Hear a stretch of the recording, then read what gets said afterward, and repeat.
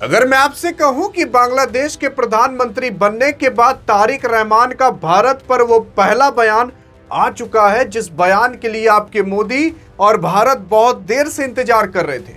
लेकिन सवाल उठता है ना कि आखिरकार जब कोई एक इलेक्ट होकर प्रधानमंत्री वहां पर बनता है तो उसकी विचारधारा भारत के प्रति कैसे रहती है और वहां का प्रधानमंत्री भारत के बारे में क्या बोलता है।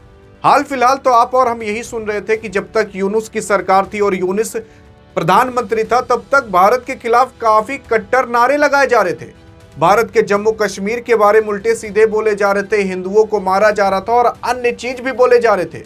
लेकिन अब जब कोई एक ढंग का प्राइम मिनिस्टर वहां पर बना तो उसने क्या बोला भारत के बारे में, सुनकर चौंक जाओगे। देखो, यहां पर मेन चीज ये है कि आपके प्रधानमंत्री मोदी जी भी कुछ बोल चुके थे, फिर उसी के बिहाफ पर तारिक रहमान ने बोलकर दिखाया। ये तारिक रहमान है कौन? अरे तारिक रहमान वो आदमी है जो कि खालिदा जिया का बड़ा बेटा है। खालिदा जिया कौन है? खालिदा जिया शेख हसीना से पहले प्रधानमंत्री रहा करती थी बांग्लादेश की। शेख हसीना 5 बार प्रधानमंत्री रह चुकी हैं, लेकिन खालिदा जिया भी कईयों बार रह चुकी हैं। खालिदा जिया इकलौती ऐसी महिला है जो कि सबसे प्रथम महिला थी जो कि वहां की प्रधानमंत्री बनी थी। और उसी के साथ साथ अगर आप देखने की कोशिश करोगे तो खालिदा जिया का भी देहांत हुआ था, तो उनके अंतिम संस्कार पर भारत ने जयशंकर को भेजा था और जयशंकर उस टाइम जाकर यूनुस से नहीं मिले थे बल्कि इनसे मिले थे। ये तारिक रहमान है जो कि खालिदा जिया के बड़े बेटे हैं। ये बहुत समय तक ब्रिटेन के अंदर रहे, उससे पहले ये जेल के अंदर भी रह चुके थे। घूस घूस के इनके ऊपर आरोप लगे थे, तब उसके बाद ब्रिटेन चले गए, कई साल तक रहे, वापसी किए तो डायरेक्ट प्रधानमंत्री ही बन गए। असल में इनके पार्टी का नाम बीएनपी था, यानी कि बांग्लादेश नेशनलिस्ट पार्टी। इन्होंने 212 सीटें पाई, अभी करंट का जो डाटा आ रहा है। और उसके बाद जो अन्य लोग थे, कोई 65 पाया तो कोई 0, अदर जो थे वो नॉट हो पाए। लेकिन अब सवाल उठता है कि 212 सीट का मतलब क्या है बांग्लादेश के अंदर। देखो, बांग्लादेश के अंदर टोटल 300 सीट मानी जाती है, लेकिन टोटल वैसे तो 350 सीटें हैं, लेकिन 50 सीटें महिलाओं के लिए रिजर्व हैं। जो इलेक्शन लड़ा जाता है 300 आप मान सकते हो। लेकिन इस साल 2026 में 299 सीटों पर इलेक्शन लड़ा जा रहा था, और अगर कोई भी पार्टी एक मतलब 150 से ज्यादा पा जाती तो वो इलेक्शन जीत जाती, क्योंकि वो 50% से ज्यादा पा गई है। 150 या 151 पा जाती तो वो अपनी सरकार बना सकती थी। यहां पर आपकी बीएनपी 212 पा जाती है, 150 से बहुत ज्यादा, बहुमत से बहुत ज्यादा पा जाती है। तो इसका मतलब बीएनपी की सरकार बन गई।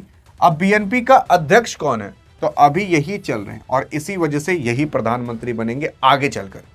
अब जब ये प्रधानमंत्री बनते हैं तो प्रधानमंत्री मोदी भारत के भी ट्वीट कर देते हैं, और ट्वीट में जानते हो क्या लिखते हैं? देखो, बांग्लादेश के इलेक्शन के बारे में तो पता चल गया, लेकिन अब ट्वीट में क्या लिखते हैं?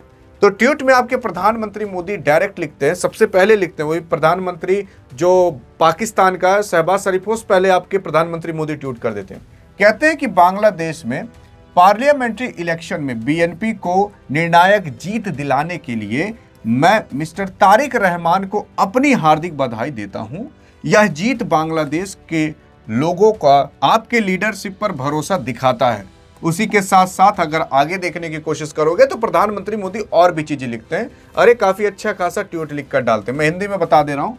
भारत एक डेमोक्रेटिक, प्रोग्रेसिव और सबको साथ लेकर चलने वाला बांग्लादेश के सपोर्ट में खड़ा रहेगा। मैं हमारे कई तरीके से रिश्ते को मजबूत करने और हमारे कॉमन डेवलपमेंट ग्लोब्स को आगे बढ़ाने के लिए आपके साथ काम करने का इंतजार कर रहा हूं। ये कोई और नहीं बल्कि प्रधानमंत्री मोदी कहते हैं। मोदी ये कहते हैं कि भाई साहब, हम आपके लिए और आपके साथ काम करने के लिए तैयार हैं। मतलब भारत बांग्लादेश के लिए अब तैयार हो रहा है। और अगर आप सोच रहे हो कि ऐसे लिख दिया गया, नहीं, क्योंकि भारत को भी पता था कि आगे चलकर प्रधानमंत्री यही बनेंगे, और भारत को पता था कि अगर ये प्रधानमंत्री बनेंगे तो भारत के साथ अच्छे रिश्ते होंगे खराब। देखो, इतना आपको हमें नहीं पता जितना मोदी को पता है, और मोदी ने अगर यहां पर काम की बात की है तो आगे चलकर वाकई में क्या पता काम हो सकता होगा। लेकिन आप सोचोगे तो अभी तक तो यूनुस था, तब क्यों नहीं काम हो रहा था? ये बात भी सही है। देखो, यूनुस जो था ना वो एक मोहरा था, जैसे चेस होता है ना, उसके अंदर एक मोहरा होता है, आप अपने हिसाब से चलाते हो, वैसे जो यूनुस था वो एक मोहरा था। उसे चलाने वाले 3 देश थे, चाइना, पाकिस्तान, अमेरिका। क्योंकि जो अमेरिका था वो सेंट मार्टिन आइलैंड पर, जो कि बांग्लादेश का आइलैंड है, वहां पर सैन्य अड्डा बनाना चाहता था, वहां पर वो कंट्रोल करना चाहता था। लेकिन तब शेख हसीना ने दिया नहीं। और शेख हसीना ज्यादातर चाइना के भी पक्ष में नहीं जाती थी, पाकिस्तान के पक्ष में नहीं जाती थी, बल्कि वो भारत के पक्ष में हमेशा रहती थी, जिसकी वजह से तीन के तीनों लोगों ने मिलकर उनकी सत्ता हटा दी और यूनुस को बैठा दिया एक नए मोहरे को, जो कि उनके हिसाब से चलता था। जहां वो लोग ढकेलते थे वहीं पर वो जाता था। और अगर आपको विश्वास ना हो रहा हो तो यूनुस ने, देख सकते हो कि एक सैन्य हवाई अड्डा दे रखा था पाकिस्तान और चीन को, कि कभी अगर जरूरत पड़े तो इसे इस्तेमाल करना लड़ाई झगड़े के लिए। तो इसका मतलब ये है कि जो यूनुस था वो पाकिस्तान और चीन की ओर ज्यादा झुकाव रखता था। और जब तक वो था तब तक देख सकते हो कि भाई साहब, जो बांग्लादेश है उसके कितने अच्छे रिश्ते पाकिस्तान से हो गए, उसके कितने अच्छे रिश्ते चाइना से हो गए, और अमेरिका से वो अच्छे रिश्ते बनाने की कोशिश करता ही रहता है। लेकिन भारत से रिश्ते खराब हो गए। लेकिन वही जब शेख हसीना रहा करती थी तब भारत और बांग्लादेश के बीच काफ़ी अच्छे रिश्ते थे, जो अभी काफ़ी खराब हो चुके हैं। तो वही भारत और तारिक रहमान जो है उसको अच्छा करने की कोशिश करेंगे। आइए देखते हैं कि अब तारिक रहमान ने भारत के लिए क्या कहा और मोदी के ऊपर क्या कहा। मोदी का जो ट्वीट था उसी के ही बिहाफ पर ये लोग ट्वीट करते हैं। इनका कहना है कि बहुत बहुत धन्यवाद माननीय नरेंद्र मोदी, नेशनल इलेक्शन में बीएनपी की निर्णायक जीत दिलाने में मिस्टर तारिक रहमान को लीडरशिप को अपने जिस तरीके से माना उसके लिए हम बहुत आभारी हैं। इनका कहना यह है कि भाई साहब, जैसा नरेंद्र मोदी ने हमारे लीडरशिप को माना और हमारे जीत को माना, उसके लिए हम बहुत आभारी हैं। फिर उसके बाद यहाँ पर बीएनपी पार्टी यानी कि तारिक रहमान कहते हैं, यह नतीजा बांग्लादेश के लोगों के हमारे लीडरशिप और डेमोक्रेट्स प्रोग्रेसेस पर भरोसा और विश्वास को दिखाता है। बांग्लादेश अपने सभी नागरिकों के लिए डेमोक्रेट्स वैल्यू, सबको साथ लेकर आगे बढ़ने वाले विकास को बनाए रखने के लिए आगे भी कुछ लिखता है, देख सकते हो, कमिटेड है।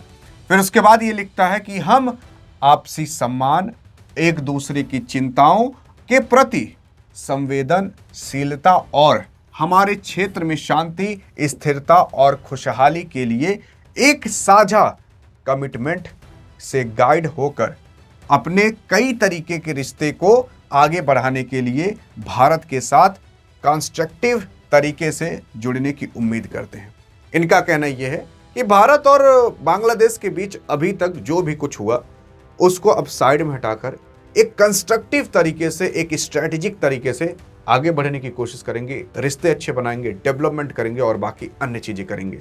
देखो, यहां पर बांग्लादेश को करना ही करना पड़ेगा, क्योंकि अब बांग्लादेश वो पहले वाला बांग्लादेश नहीं है, वो अलग बांग्लादेश बनेगा। कुछ समय में पता चलेगा कि बांग्लादेश चीन की ओर ज्यादा झुकाव रखेगा कि पाकिस्तान की ओर कि भारत की ओर। देखो, बांग्लादेश अभी पाकिस्तान की ओर झुकाव पक्का रखेगा, इतना 100% है। चाइना की ओर झुकाव भले वो कम कर दे, क्योंकि अभी बीएनपी पार्टी के जो लीडर हैं उन्होंने क्या दिया कि ना तो हम भारत की ओर ज्यादा झुकाव रखेंगे, ना तो हम चीन की ओर ज्यादा झुकाव रखेंगे, हम अपने हिसाब से चलेंगे। तो इसका मतलब ये है कि भारत की ओर झुकाव तो अभी भी कम हो चुका था, वो ठीक है, लेकिन चीन की ओर झुकाव कम हो जाएगा, जो कि काफी अच्छी बात है। अगर चीन की ओर झुकाव कम हो गया, इससे भारत को ही फायदा होगा, यानी कि एट द एंड भारत को फायदा मिलने ही वाला है। आपके हिसाब से भारत को फायदा मिलेगा कि नहीं, बताइएगा जरूर। बाकी मोदी ने क्या कहा, बीएनपी पार्टी के लीडर ने क्या कहा, यानी कि तारिक रहमान ने, मैंने आपको डिटेल में बता दिया और एक्सप्लेन भी कर दिया। अधिक जानकारी चाहिए तो इस वीडियो में मिलते हैं, तब तक के लिए जय हिंद, जय भारत।